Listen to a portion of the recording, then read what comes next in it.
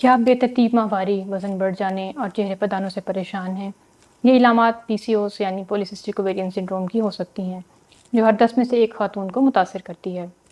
میرا نام ڈاکٹر ثنا ہے اور میں کنسلٹنٹ گائنیکالوجسٹ ہوں۔ آج کی اس ویڈیو میں آپ کو آسان الفاظ میں PCOS کے بارے میں آگاہی دوں گی۔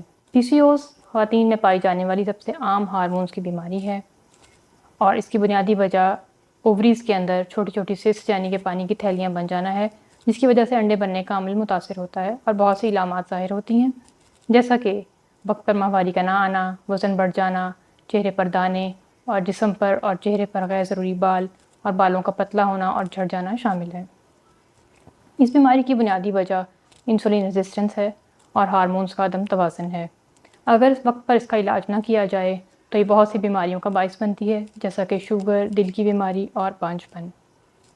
ماہر گائنیکالوجسٹ اس کی تشخیص کے لیے تفصیلی معائنہ کرتے ہیں، بلڈ ٹیسٹ اور الٹرا ساؤنڈ کرواتے ہیں، اور اس کے علاج کے لیے لائف سٹائل میں تبدیلی سب سے اہم ہے اور اس کے علاوہ کچھ ادویات بھی دی جاتی ہیں۔ PCOS قابل علاج ہے، لیکن وقت پر تشخیص اور ماہر گائنیکالوجسٹ کی رہنمائی بہت ویریفائڈ ڈاکٹر سے اپوائنٹمنٹ بک کراؤ۔